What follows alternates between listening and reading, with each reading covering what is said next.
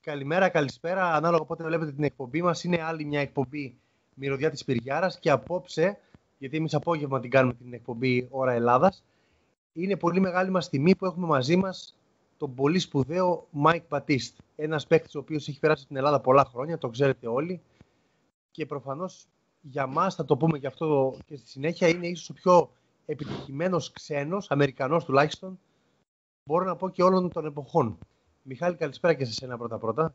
Καλησπέρα. Ασφαλώς, αν όχι ο νούμερο 1 επιτυχημένος Αμερικανός όλων των εποχών στην Ευρωλίγκα, σίγουρα ένας από τους 2-3 οπωσδήποτε. Good evening, Mike. Good morning, Mike. How you doing? Fine. Καλημέρα. Do you speak some Greek? Kalimera. Yes, legal. Maybe you remember some curses. I for sure remember all the bad words, but you know, I have to all the spicy ones. Yeah. I have to keep them to a minimum in my household because sometimes my wife and I we do curse in Greek, and my kids they sit there and like, what did you just say? And I can't tell you this. You visit Greece?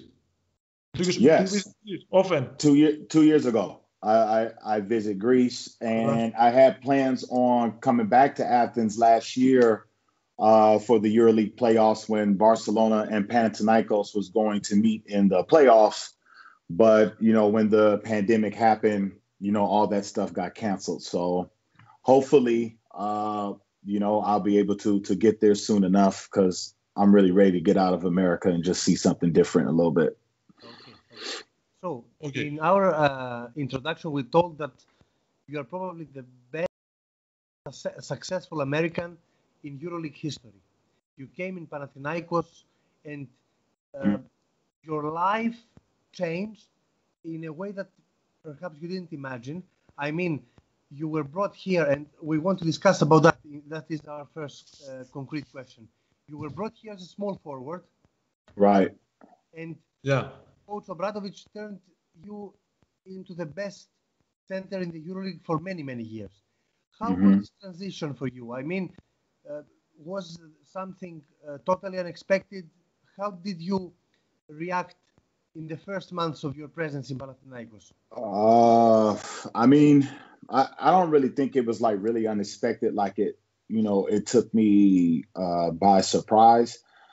I think I was always one of those players. And I mean, if you really knew me from when I was younger, you can ask my AAU coaches. If you would just put me out there, I would just find a way to produce and make an impact and help the team, no matter what position you put me in. I just always found a way to make an impact with my team. And it was no different from when I went to Europe. You know, like you said, I was brought there to play the three. Then I was playing a little bit of power forward, you know, sometime. And then finally, you know, Obradovic set me down. He was like, I want you to play the center position. And I never questioned, you know, what he asked of me. You know, I sat there, I tried it out, and 1 week became 2 weeks of something that blossomed into something very, very beautiful. The level of consistency that I had at the center position was something that we never seen really before in Europe. And also with the addition of Batiste my second year, the pick and roll game was just, it was like a cheat code, you know, for me. To have a guy with that high level IQ, to make the right pass at the right time and to get it where you really need it. I felt like I had the ultimate cheat code with Batiste, and then, you know, years later on when Spanoulis and Kavicius comes on the team, I wouldn't say it was too easy, but I would just say that we never had a problem in terms to where a team can really just key on Mike and Batiste, right? You have to key on Mike and Saras. You have to you have to deal with Mike and Spanoulis. So I know, to me, if I was the game plan against the Panathinaikos team of 2009, I don't know how much sleep I really would have got, because from top to bottom, you know, when you look at that roster, I mean, it was a really, really good team, man. Like a really, really good team. I mean, you had me, Pekovic, Adani Fosi, Kostas Sasaris. These are high-level national team players, high-level IQ kind of players as well. And I knew something was special going on in Panathinaikos, especially when the Greek team beat the USA national team in 2006 in Japan. I knew that the guys that I was bumping shoulders with in the locker room were some serious ball players. You know, if you can beat a team with LeBron James and Dwayne Wade, Chris Paul, Dwight Howard, and those guys, I mean, if you can do that, it's limited, unbelievable, limited ability to try to win the Greek championship, the Greek Cup, and the Euroleague. So I knew from that point that things was going to turn around for us in Panathinaikos. I didn't know we was going to win Euroleague championships, but I knew that good things was going to happen just from watching the national team beat the USA team, my country, in 2006, but also then winning the European championship the year before in 2005. These guys were battle tested. They were hungry. And they was very thirsty to win. And I felt that with my mentality, my intensity, and my will and my determination, my drive to win, I felt it all came together into a beautiful dynasty that we saw for 8-9 years. Okay. Carmelo Anthony, about the 2006 World Championships, Carmelo Anthony still says that if somebody asks me what Greece is about, I will say 42 pick and rolls from Papaloukas and Diamantidis in this game. 42 times they did it.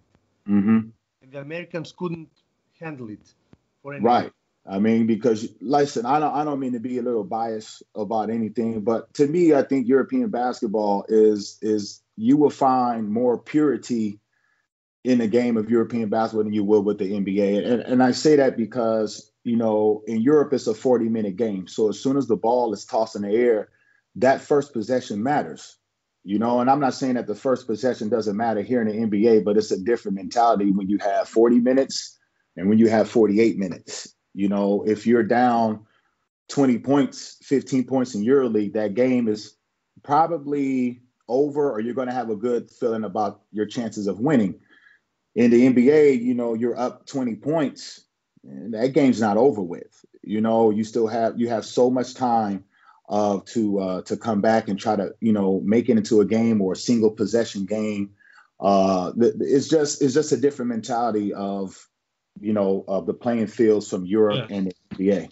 Of course. Michael, πάμε στο NBA. Okay. Let's discuss about the latest news. Mike, you were in the bubble, right? Yes. Okay. As a staff member of Orlando Magic, was the experiment successful, finally? I think yes. I mean, when you have no positive coronavirus tests, I think that's a success in itself. And then number two, to finish the season, I think that was another success in itself. The one thing about the NBA, right? You know, when they come out with stuff, a lot of people are skeptical. There are always a lot of questions about, you know, can they pull it off, or is the NBA capable of doing such things? And the NBA always goes above and beyond to make everybody satisfied. You know, if you're inside a fraternity, or even if you're just a regular, to make everybody love the NBA experience and also the game of basketball in general. Okay, but how difficult it's for players and coaches to manage the isolation from their families, from their friends? Yeah, it's a long time. For me personally, it was very difficult for me. You know, I love basketball from head to toe, but at the end of the day, my family is what gives me my motivation and my drive and my determination. You know, when I come off of a road trip and I only have, you know, I go to sleep, I wake up, and I only have 30 minutes to kiss my kids and get out the door. That's the life, right? And I felt that those 30 minutes meant so much to me, to carry on about my day, or if I'm on the road away from my family. And not to have that was very tough for me. I always feel that, even when I was a player, I always found ways to get away from the game a little bit, so to speak. And I didn't have that. I wanted to get away to have a peace of mind. I couldn't do that. Remember, if you escape from the bubble, there's a protocol where you have to, quarantine again for another week, right? So it really wasn't worth it to do that. But, I tried to do a lot of different things I never really done before. I read a lot of books to try to, keep my mind off of not being with my family, and try to keep my mind off of all the social injustice that is, going around here in America, because, all this stuff can really, really, ruin your day. And I just try to do a lot of things to uplift my spirit a lot. So just so I can get through those 2.5 months, that was very tough. Not for me, but just also everybody else that was inside the bubble. How did you feel? I'm going to ask about the social injustice, because it keeps going on. Everybody thought that it is maybe one incident, 2 incidents, but in Europe, people don't know much about social injustice, about Black Lives Matter. So, when the Milwaukee Bucks told that we are not playing the game, the game 5, what was your reaction, and how did you feel after this turnaround of events? And after all, the games were played regularly. Well, before the game, you wake up in the morning, you get your mind ready to play a game. Same as with coaches, you get your mind to prepare the players to play the game. And, when we got there, we went through our normal game routine, breaking everything down for the guys, the plays that Milwaukee run, the players that you have to guard. And then 15 minutes before the game, Michael Carter Williams. Kyle Korver said yesterday this. The decision made by the Bucks before 13 minutes before the game. Yes. So it was, it was unexpected from that point, because we didn't know that was going to happen.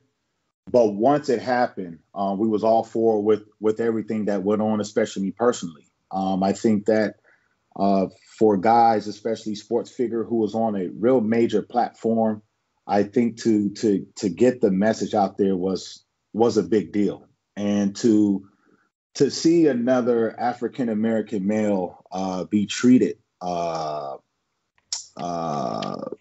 less than a human, it's a very, very difficult thing to watch. I mean, listen, the police, they are trained, and they're trained to de-escalate situations, and I've seen it happen before, but I think that every time it gets to a man of color, they feel threatened in certain ways. I have no idea why. And that goes back a lot in history, because when you go into all these schools and curriculum, there's no history about African American, where we come from, how we got here, nothing. Everything is propaganda, and it's all right and it's fine. But I think we also have to learn about ourselves more into the schools as well. We need education reform. We need police reform. We don't need to defund the police, but we need to reform them in situations where, when you try to de-escalate a situation, you don't use a police chokehold or other deadly force to detain a guy and put him in handcuffs. And like you said, you see this situation over and over and over again, and it's just time for change. And honestly, I grew up in a city which was very, very cutthroat, and I seen police brutality firsthand in my own streets. You know what I mean? So this is nothing new to me, and this is not something that I just fell out of bed and it just happened. This has been going on since my knowledge of what's going on since about 8-9 years old. So this has been going on for over 30 years of my life. So this is not some 1 week thing. This is 32 years of my life, and also the other 400 years that my ancestors had to go through. So I just think it's time that we are acknowledged and loved the same as we're looked at as these big sports figures, how everybody likes to come out and watch us play ball, football, baseball, basketball. I think that love also has to go the same way in life. And until we can get to that point, then America would be the country that everybody knows, right? Land of the free, home of the brave, liberty and justice for all. And right now, they are not living under the Constitution that everybody puts forth. So America right now is in a very difficult place. Hopefully next week with the presidential election, we will see some change. If not, gotta strap up your boots again and ride out another 4 more years and see if change will happen after that. But hopefully November 3rd, we will see the change that we want. If not, you just have to, be cautious of, what you do and how you live. And we really hope that everybody votes, because this is the most important. Yeah. Right. Not voting is maybe the worst thing somebody can do. It definitely is, but it's also you got to understand in the African American community, we're not educated with politics at all. And when you go into an African American community and you see there's no schools in that community, there's no parks in that community, there's no libraries in that community. And then when you go to the suburbs, like where I stay at now, you have those schools in the community, the libraries, the parks, and everything that a family needs to survive. I come from that in Long Beach City. I was loved under my household, but when I walked out the door, it was a lot of things I felt like a kid should not see at 12, 13, 14 years old, but that's just how the situation is. And I think if any president or any governor or anybody in politics wants to make a real impact, go to those communities and try to make change the right way. Yes. Many players had this motto on their jerseys: vote. Mm-hmm. Yes. It's a powerful message. It's a very powerful message. Again, like even when I was coming up, when I turned 18, I didn't care about voting at all. You know what I mean? I feel like for a president or any political person to win my vote, you have to come back to my community and win my vote.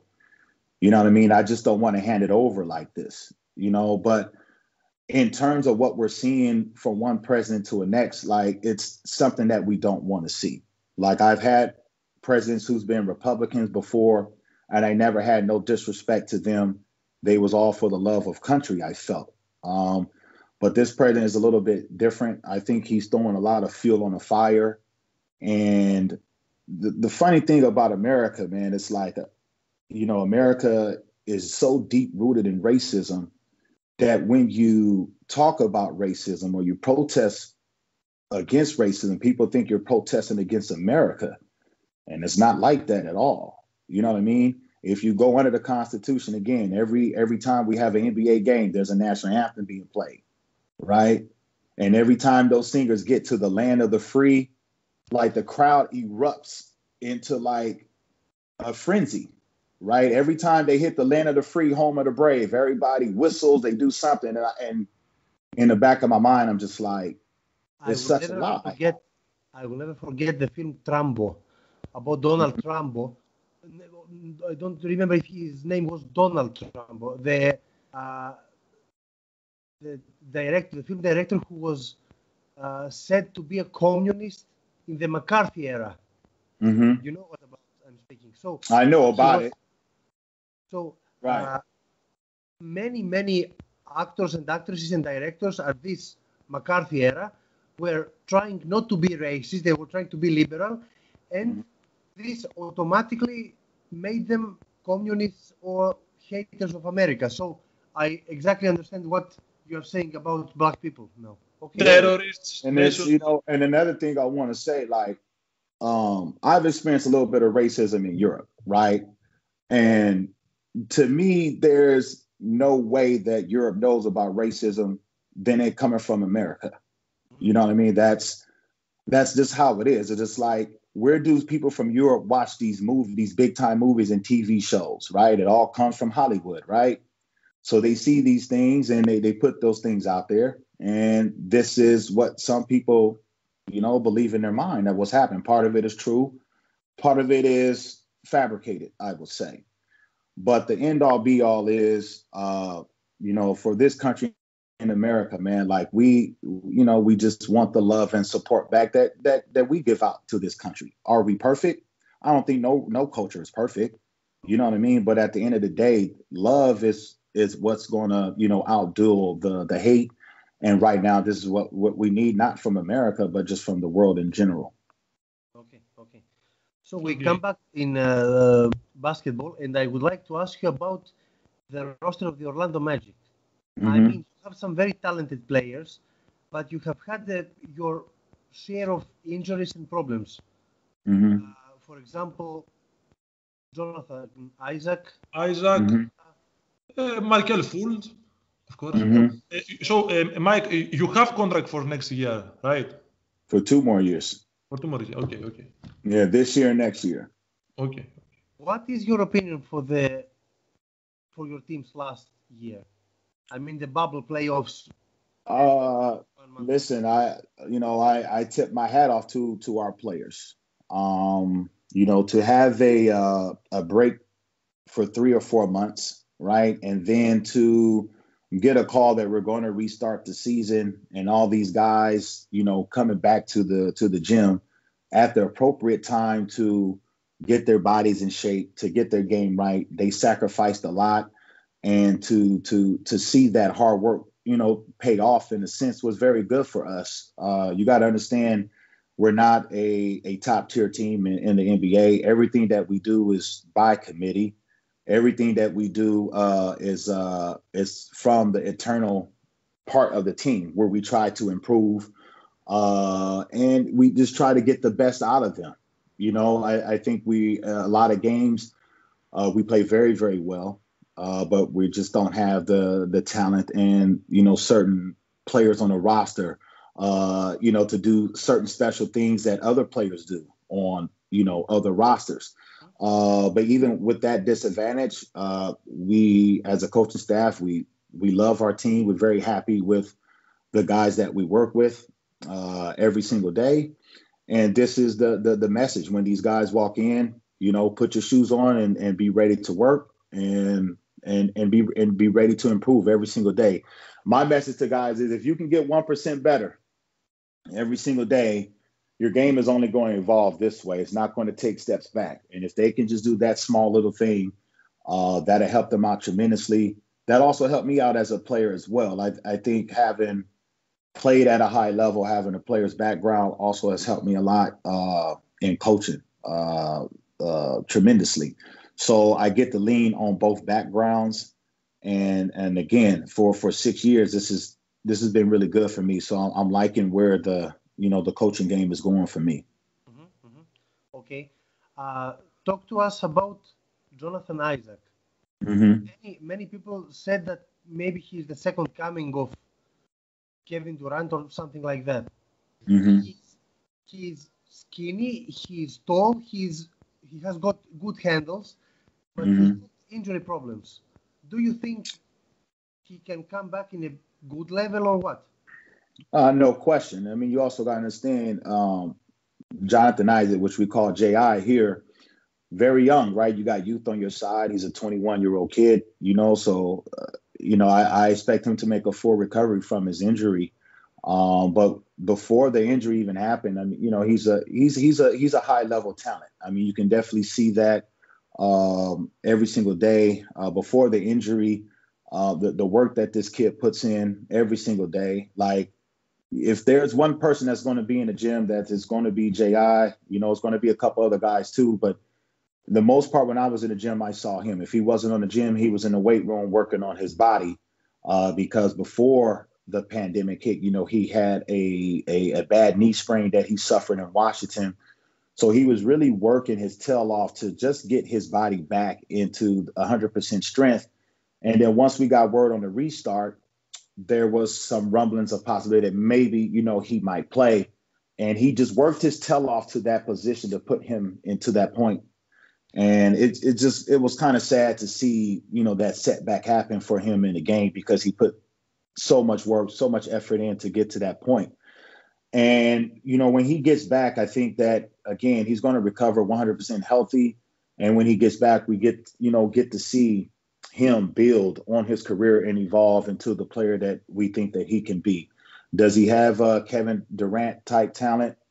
Yes, you see it in, certain those situations in practice, certain situations in the game. But to get him to that consistency is going to be the biggest challenge for him. Can he do it on a consistent basis, night in and night out? And that's not just for, Jonathan Isaac, but that's for all our players from 1 through 15. How we're consistent on a night in and night out basis is our success. Michali? Okay. One more question is, have you ever been told to join the Greek national team for a tournament? No, I've never been approached from anybody about, coaching the national team or being on staff. I think it's something that, I wouldn't lie, I've thought about it. Even when I was a player, again, going back to the first question, watching Batiste and those guys beat the USA team in 2006, like I wanted to be a part of that. You know what I mean? Like, even when I saw the Olympics in 2008, you see the opening ceremony. You see all your friends from Greece. You see your friends from Germany. You see your friends from Spain, Lithuania. Is like, who doesn't want to be a part of that? So I never got that. I never got that feeling as a player. And I just hope one day I can have that feeling as a coach, be a part of that, be in the European Championship or be in the Olympics or be in the World Championship. I think that's something like I want to be a part of. Okay. One more question from me, and I don't know if Michalis has another question, so we are nearly done. Have you got any prospect from the NBA draft in November that you are closely monitoring, not for your team, maybe a player that you personally like? Personally, no. I'm really not going to lie, just because the way the pandemic happened, and it just throws us off on all levels. Even right now, it's October 28th. If this was a real season right now, I'm getting ready to get players or help players get ready to play their first or second NBA game right now. Instead, we're just, trying to figure out if the season is going to start on time, December 1st, December 22nd, whatever, the governors come up with. And it's just weird to be, I'm glad I'm sitting here with you guys, but it's just also weird just sitting here, just doing this, because normally I'm not doing this. Normally I'm inside of a gym. I'm inside my office, watching film, taking down notes. I'm in a whole different mind frame in this point in time. And to know that I can't get into that zone, it's just a weird feeling right now. But hopefully, in due time, we will get some news when this season is going to start, because I do like being away from the game for a minute. But there is times when you start getting that feeling, where you want to be around guys, you want to be in the office, you want to watch film. You want to hear the whistle blow. You want to hear the shoes on the, on the floor. You want to hear the ball go through the net. So I've been around basketball my whole life, and without it, I am nothing. And I just want to be around it like 24/7 again. So hopefully that is soon. If not, again, I'll just sit back here, just try to keep my mind locked in on other things. I'll just continue to keep reading. I'll continue to keep watching NBA games. I've been watching a lot of EuroLeague games as well, since there's no NBA games being played. So I'm just trying to keep my mind, really, really busy. Hey, Mike, Thanasis asked this because of fantasy. He's a fan of fantasy, and he wants a good sleeper for next year, Mike. Man, I don't know how to help you with that, man, because I'm really not into. Last time I did a fantasy stuff, I really took it too seriously. So I don't want to do it again, because I felt like it kind of took me to it. I was just way too intense for it. Just put it that way. And I'm just like, if I'm going to use that kind of energy with something, I might as well, give it to the players that I'm trying to coach instead of give it to something else that really doesn't really mean a lot. The important thing is that Vucevic is a double beast. He's a walking double, and I'm pretty sure in fantasy, double, yes. Yeah, he does. I'm pretty sure he doesn't cost a lot in fantasy like an Anthony Davis or Joel Embiid. Yeah. So I would definitely go with him every time. Very effective. Yes, he's very effective. Do you watch Euroleague now? Yes, I've been. I would say the last 3 weeks I've been. Watching EuroLeague, I got a chance to watch the El Clasico, the Barca Madrid game. Yeah. I got to watch Panathinaikos versus Khimki Olympiacos, and the last game they just played. And I just got news that they're postponing their game now because of a positive coronavirus test. So that kind of sucks. But at the end of the day, I'm still going to root for them, and hopefully they have a really good season, especially with, Demetidis and Frankie being there in the front office. You're really pulling for those guys. I've been in the locker room with those guys. They're great human beings. They was great teammates, to me, and hopefully they will, turn it around. And if they do, I'll be extremely happy for those two guys because they're great human beings, they're good people, and they took care of me. When I was over there, it's not easy for an American to come over there and live, 9-10 years. Those guys, accepted me with open arms and treated me like if I was, one of their own. And from that's why, the hard work, the love, the determination came back out on the court because of what those guys was giving me, off the court. If there was, like for 10 years, you had a family situation, it was very tough to tell family that I can't come home. I just can't do it, and being back here in America, that's one of the reasons why I like being home right now. If there's a situation I can get to my family as fast as I can. And I'm not saying that I will ever, not return to Europe or whatever, but I do like being at home. 13 years in Europe. That was a lot of time sacrificed from loved ones here, nieces and nephews. And, when I retired and came back, it was so many things that I had to adjust to, being back in America because I created such a great life for myself in Europe. America, the life, it goes a lot faster here than it does in Europe to me. So that took me time to adjust, into that, and being who I was, in Athens, everybody took care of you, man. You needed something, all you had to do was ask, people would just take care of it for you. And here, there's no resources, like that. So a lot of stuff I had to adjust into doing it on my own. And it just took some time. 4 or 5 years, but I think I'm steady now. I think I'm established now. And I'm more happier now than I was when I retired, because, when you have to walk away from something that you love for so much, it's a very uncomfortable feeling for a very long time. But I'm glad also I got that taste out my mouth, and I'm past that. And I'm just looking forward to coaching and trying to be the best coach that I can be. It's just like I was, when I was a player. Okay. Θανάση. Ναι.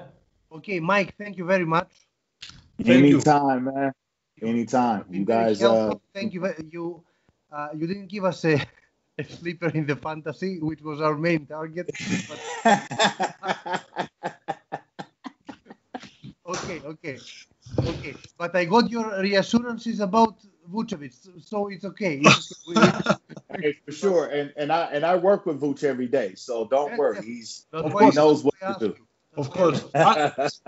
Okay. Thank you very much. It has been a very big honor for us, and I say exactly. At the bottom of our hearts, I know Mike is together with me on that. You have been the most successful American player in the history of EuroLeague. True, man. I appreciate that. It's no exaggeration. That's an honor in itself, and I'm very humbled to hear that, man, because there's a lot of great American players that have passed, through the EuroLeague. And to get respect like that meant a lot more to me than anything. Yes, I wanted to win titles and championship and everything, but getting respect from your peers, I think that outweighed a lot for me. And I think that's all that I was striving for. And in the midst of that, you know, you win Greek Cups, Greek Championships, and Euroleague. So the honor is mine, man. And I'm really like happy to be here. Anytime you need me, just give me a call, man. All right. Thank you very much. Thank you very Bye. much. Best regards to your family. Stay safe. Ευχαριστούμε πολύ φίλες και φίλοι. Τα λέμε ξανά σε κάποια άλλη εκπομπή. Μιχάλη, ευχαριστώ.